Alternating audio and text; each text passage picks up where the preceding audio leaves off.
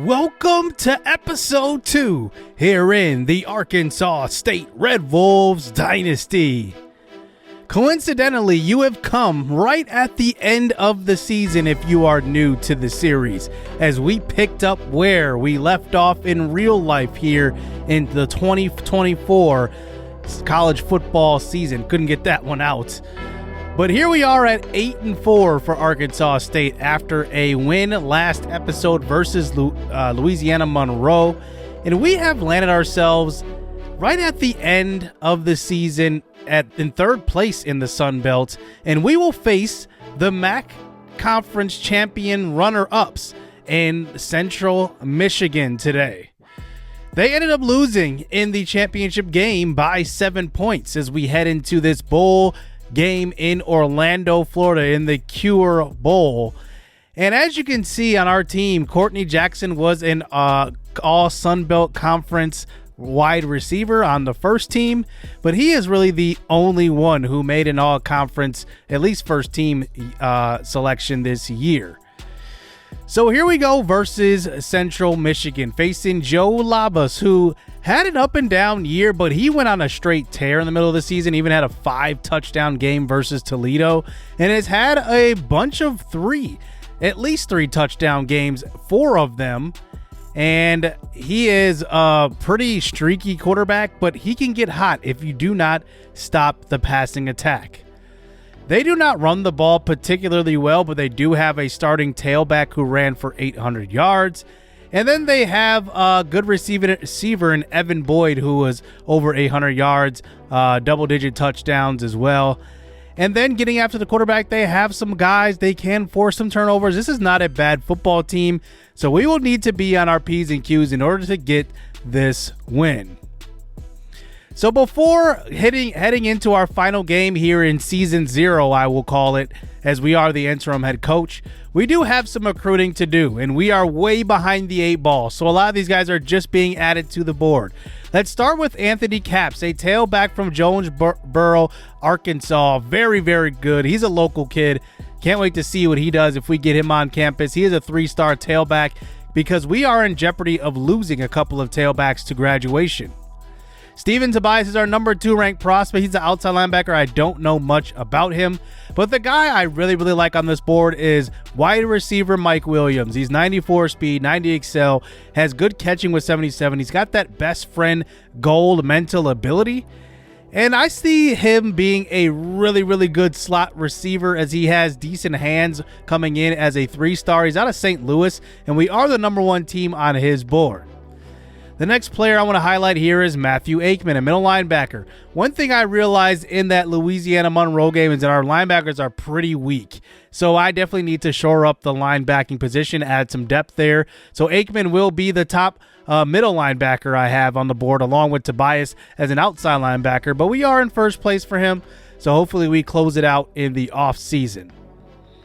Moving over to tight end, and tight end is a very important piece in my offenses because I like having a first down chain mover, a red zone target that's a good moving tight end, and David Elkins is one of those guys out of St. Louis, Missouri. I mainly added him to the board because he was a vertical threat tendency, and usually those guys can run the ball, win the balls in their hands with yards after catch. And they are pretty good vertical threats. I mean, they have the speed. They have the jumping ability. They can win those 50-50 ball situations. So I definitely want to go after him, even though we're not even considered in his top 10 yet. Victor Noquenti is another offensive player on the board. He is a guard. We don't know too much about him, so we will just add some points to him. Defensively, a couple of more guys here with our top 8 here. Rodney Roche. We will add some more recruits in the offseason. But he is a zone cover cornerback, 6'2", 203. He's actually very big for a cornerback, and we are first on his board, so we decided to add him. And then the last guy, Nick Rauwasser. I'm going to have to get used to saying that name if we get him. He's out of Hollywood, Florida, And usually recruits out of Florida do have some athleticism, and I just talked about it a little bit earlier with Aikman, that we need to add some athleticism to the linebacker position.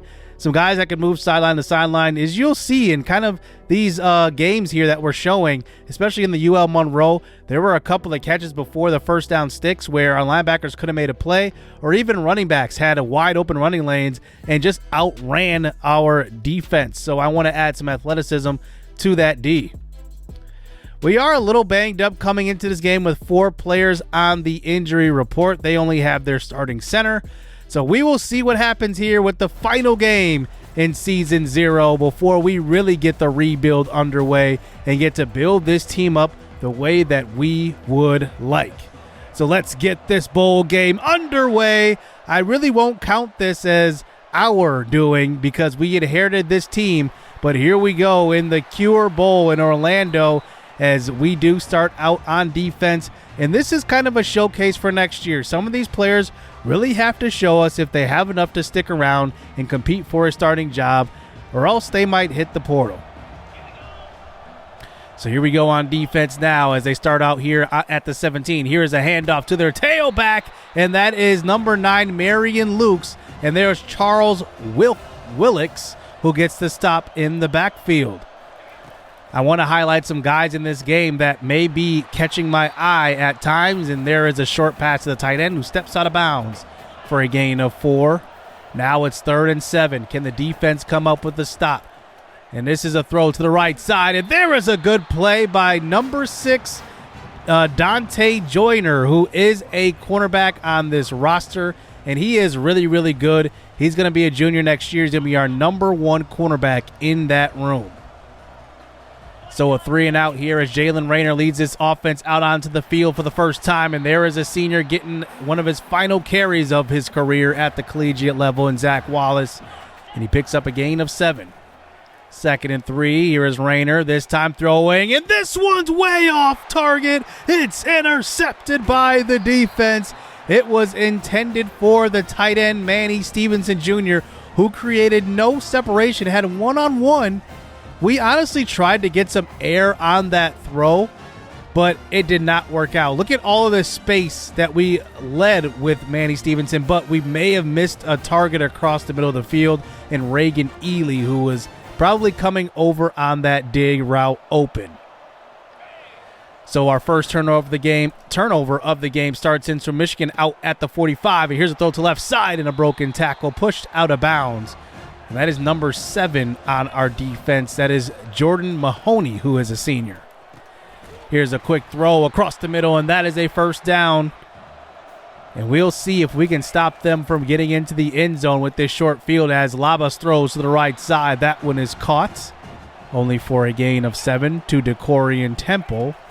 2nd and 3 now. Labas in the pocket. Throws short this time. He's got his man Evan Boyd breaking a tackle and inside the 15-yard line. And now they're threatening to score once again with another fresh set of downs here at the 11. Handoff, breaking a tackle. And that's something I'm going to monitor. I highlighted it before. Our linebackers were very unimpressive even in the victory last game. And here is Labas getting his team into the end zone. It's touchdown Chippewas. Missed tackles are going to be the story here. We need to fix the tackling because we allow too many yards after contact, at least with 1.5 games here under our belt. Here is a throw to the right side. This one is caught, and that is the senior who I wish I could have next year, Courtney Jackson. He scored 12 touchdowns this year. Handoff back to Zach Wallace, who gets stopped there for only a gain of 1. 2nd and 9 now, 5 wide outs on the field. There is a throw short, and that is number 3, Hunter Summers, who's going to be back next year. He is just a redshirt freshman. Here is Wallace now with the carry, and that one will be a first down. And one thing I'm going to be looking to add in the offseason is probably some type of power back. After Wallace, there's nobody really on the roster to really do what he does. But here is Raynor taking off up the middle, and he picks up the first down. If he can run the football well, that will help out the run game. Now here's Raynor now in the pocket. Here's a short throw, and there is the first catch of the game by Reagan Ely. He is also a senior graduating this year, so we will have to replace him. He's been on the outside this year. On a 3rd and 5, there was a nice screen pass set up, and that's Zach Wallace who picks up another first down. He's a power back, but he can kind of do it all in this offense. I'm really going to miss out on the opportunity of playing with him as Raynor takes off, and he fumbles the football. It's picked up by Central Michigan. That long drive amounts to nothing. Raynor just taking off and just did not put the ball away, did not protect the football. And that took about 3 Chippewas to bring them down, but they ended up punching it out in the process. So here is Labas now. We send the nickel blitz, and he finds his intended target across the middle of the field, Stephen Bracey Jr., and that is a first down. So now here we go, 1st and 10 again here for the Chippewas. Handoff in the pistol, and that's a stretch play and another first down. And one thing I'm going to be looking at too is this defensive line. Are there any players that may have a chance to be replaced next season? Here is a throw to the right side. More missed tackles. First at the ball carrier that time was Justin Hodges, number 0, who's going to be graduating. He's on the right side of the field at cornerback. Pressure this time on Labas, and he goes down. That is Noah Collins. Now, Collins is a senior as well, but one person we saw last episode who got after the quarterback is the guy rushing opposite of him, number 1, Marcus Bradley, but he comes out of the game for this play. We send more blitzes this time, 3rd and 20. Labas gets rid of it, and we do get the stop before the first down, and the Chippewas will settle for the 3. 4.5 minutes to go here in the first half. Here is Zach Wallace with the carry, trying to cut up field, and he is stuffed right there. 5 carries for only 10 yards for him here in the first half. Raynor now play action fake this time. Throws deep. He's got a man. It's going to be Jackson who hauls it in downfield. And he beats the press coverage, and Courtney Jackson picks up the first down. Led the team in catches, yards, and touchdowns this season. Back to Wallace in the ground game, and he picks up 6. As I really want to see what number 2 can do, he checks into the game. This is Jaquez Cross, the redshirt junior. And he doesn't get the ball on that one, but it's an incomplete pass. And we do line up for the field goal. This is from 50 yards out, and this one will be barely good. That's Aiden Ellison, who is a redshirt junior. He'll be going into his senior season, barring he doesn't transfer away at all. But he makes it a 10-3 game as that barely makes it over the crossbar. As now that might be his limit here for field goals there, 51-52. Here is more pressure on Labas to start the next drive, and he goes down. It's number 40, Ian Jeffries. Jeffries is a guy I highlighted in episode 1 as a guy I want to build this team around on the defensive line. Good to see him make a play. He is a redshirt freshman as we do get the stop here right before halftime, and they do punt it away. So we do have about a minute to go here in the first half. Chance to put some points on the board. Here's a stretch play. This time, Zach Wallace, a lot of room all the way to the 23-yard line. I think they may have thought we were running play action on that. They did not see that coming at all. So we're inside scoring range already. Here's a throw across the middle, and a miss by Raynor looking for his top target in Jackson. And Courtney Jackson could not lay out and make that catch. 3rd and 8 now. Here is Raynor stepping up, and he throws it at the last second. And I think he maybe could have picked it up with his legs, but he was thinking about that fumble earlier. And we do have to bring in the kicker here, Ellison, to knock down another field goal before halftime. So here are the Chippewas now. Only a 4-point lead at this point. Labas throws to the right side, and this one is caught. Pushed out of bounds by Justin Hodges there. But that's how this one goes into halftime. The Chippewas are not very aggressive there and end up taking the 4-point lead. It's been a pretty even game. We'll see if Arkansas State can make a move in the second half. So here we go on offense here. Here is Jaquez Cross, the junior, who might be returning next year because he has expressed interest in hitting the portal, but I do want to get him some playing time to see what he can do. Here he is still in the game. Here's a play action. Throwing to the right side. It's intercepted. Jaylen Raynor with his third turnover of the game. Take a look. Raynor is looking for number 12, Manny Stevenson Jr., and that throw is not even close. So now Central Michigan set up with great field position here. They've started a couple of drives on the opposite side of the 50. There is another missed tackle, but pushed out of bounds at the 14 is number 88, DeCorian Temple. Back to the ground game here for Central Michigan. Here is Marion Lukes, who tries to fight his way forward, but does get stopped here. Crucial 3rd and 5. Here is Labas in the pocket. He throws this one out of the back of the end zone. And there is Jeffries again. Number 40 is somebody to keep your eyes on here in this rebuild. He's going to be entering his sophomore season, but I definitely like what I see. 13-6 after the field goal. Here is some play action. Another fumble here by Raynor. It's going to be picked up there by the offensive lineman, and that's Elijah Zalikoffer. That's how you pronounce that name, I believe. It's a loss of a lot. 2nd and 25. Raynor gets the throw off. He's going to find Courtney Jackson again as he gets to the 19-yard line. That brings it to a 3rd and 11 here. Raynor facing pressure, throws across the middle. It's intercepted for the 3rd time. Taken the other way. Raynor makes the tackle. But oh my goodness, we had 2 offensive players in the same area, and that defender, that linebacker, wasn't even guarding the running back out of the backfield, Jaquez Cross. And Cross was wide open. He would have had a 1st down and more, but there was a defender right behind Manny Stevenson who just jumps off of him and makes the play. So now they're inside the 10. This is their 3rd drive starting on the opposite side of the 50. And they haven't scored more than 2 touchdowns so far. 1st and goal now inside the 5. Stretch play. There is a stop by a gang of Red Wolves for a loss of a few yards. Back to the 6 now. And that brings it to a 3rd and goal eventually at the 7. We're giving Jeffrey some more playing time. He's been very good in the middle of that defense. Here's a throw to left side, and 2 guys in the same area, and they cannot score again. Another field goal. That's 5 field goals between both teams.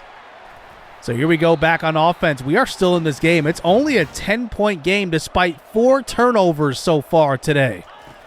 Raynor now in the pocket. Here he dumps it off short, this time to Zach Wallace, who cannot make that man miss.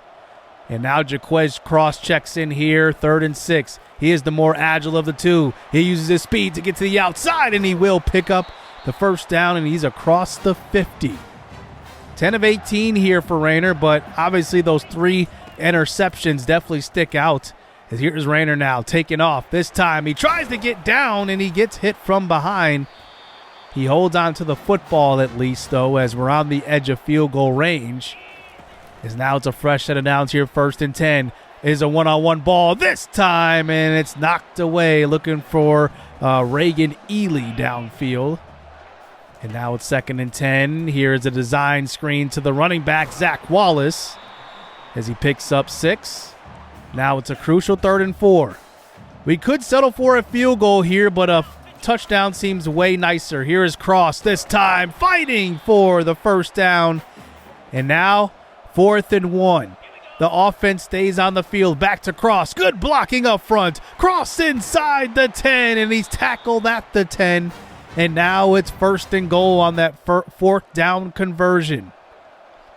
So here we go. Zach Wallace checks back in. Play action. He tries to get it away, and he's hit on the throw. And Manny Stevenson was wide open. He maybe have scored on that one. 3rd and goal now. Here is Raynor. He gets sacked, and the ball's on the ground. Picked up by Central Michigan. You've got to be kidding me. Another turnover. Make it 5 for Jaylen Raynor. 2 fumbles lost. 3 total fumbles on the day. And Raynor just does not have good control of that ball in the pocket. And we come away with nothing on that drive. So here is the Chippewas back out onto the field. A broken tackle that time by number 9, Marion Lukes. And he makes the defense look silly on that one. So now 1st and 10 again. Here is Labas throwing again. Broken tackle and another first down. As it seems like the Chippewas have lived on our side of the 50. Handoff back to the running back. This time it's number 28, B.J. Harris, for a gain of 24 yards on that one. And another first down for this Chippewas offense. 1st and 10 now at the 19. Back to the ground game. This is Harris again. And he gets inside the 10-yard line. It seems like a touchdown will end this game completely at this point. But now here they are inside the 5. It's a quick slant, and that one will put this game out of reach. And another touchdown. And they have drove on every single drive this game. And it seems like it's a little too late here for the Red Wolves. Here is Raynor now throwing to left side. He's got Courtney Jackson with a lot of open field. And he gets to about the 38. But it could just be a little too late. But we're going to keep fighting here towards the end. 4 minutes, 10 seconds to go in this one. Every second counts. Here is Raynor throwing into double coverage. And I'm not sure if that one was caught or not. It looked like Reagan Ely could not hold on to it. But they're going to call pass interference on the defense. So we get a fresh set of downs anyway.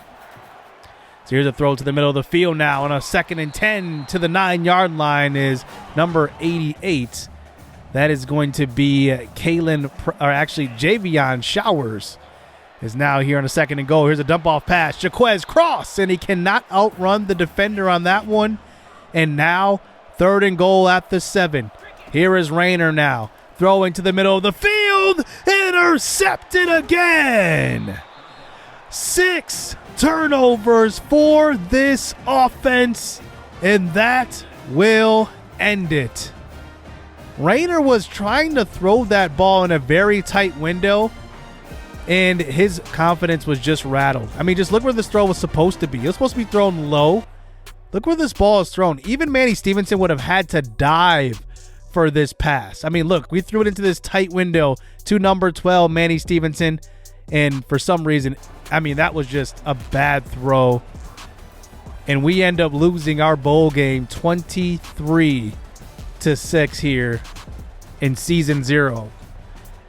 But man, that game actually was a lot of fun to play because it seemed like as this game went on, Jaylen Raynor's confidence just kept going down and down and down. And eventually, like, he couldn't make basic throws. And I guess that's pretty, close to real life how it works. If your quarterback's losing confidence, it's going to be hard for him to make throws. And he ended up with 46% completion percentage. That is awful. 3 total fumbles. 6 turnovers. One of the fumbles he did not lose, but still might as well have. This is like just a crazy bowl game. I didn't think that it was going to end like that. I thought it was definitely going to be a much closer game. The score really didn't affect how dominant Central Michigan was in that one on defense. They just couldn't put it in the end zone, but they ended up winning by 2 scores anyway. But I am definitely glad that we play these final 2 games. It definitely allows me to see the holes in this team. So now it's time to start our rebuild. Now we went and hired a new offensive coordinator in George Burdell, but looking at him, I mainly signed him because it said that he had 45 of 50 points unlocked in the recruiter tree. It turns out that he only has 30. I don't know why the game told me that, but now I guess I'm a little shortchanged on that. I'm not even sure. But we enter a new season, and I think what I'm going to do is really hit recruiting very hard in the offseason. It's going to be a full board pretty much because I have to anticipate graduating seniors. And if you guys play this game, if you take over as a new coach on a new team, you have a lot of transfers naturally because a lot of players don't want to play for a new coach or they just transfer away if you're a low prestige coach, and that's exactly what we are. So honestly, I expect a ton of transfers going into this offseason. I haven't seen what it looks like yet, but I'm definitely expecting it. So we're definitely going to have to hit the transfer portal hard and get some high school recruits in here. We could have a much different looking team next season. So if you were interested here in some results at the end of the season, I did want to check out the national championship because I did see some interesting results. But as you can see, there are just a lot of players at risk to transfer already. A few receivers, a couple of running backs. I mean, we could be headed for a real rebuild. The scenario I was referring to just a second ago is North Texas. They went to the college football playoff and blew out Arizona 62-17 in the quarterfinals. Ended up making it all the way to the semis, but ended up losing to Ohio State. And Ohio State won the national championship. The one crazy thing about this game is that Will Howard won the Heisman Trophy here in this dynasty, and he got hurt in the national championship. And then in comes Devin Brown, who throws 3 touchdowns, no interceptions to win the MVP of the national championship. I mean, that's like Tua and Jalen Hurts type of stuff that we saw in that game. And Travion Henderson did not run the football well, but also caught 2 touchdowns through the air and ran one in on the ground. So that's going to do it here for the end of season 0. And now the rebuild officially begins as we build this Red Wolves team up, bring in our own guys, and build this team the way we want to construct it. I cannot wait for that. It's going to be a whole lot of fun. And this series officially begins. Hit subscribe, hit that like button. Hope you guys enjoyed this episode. Stay tuned. Let's get it. Let's go.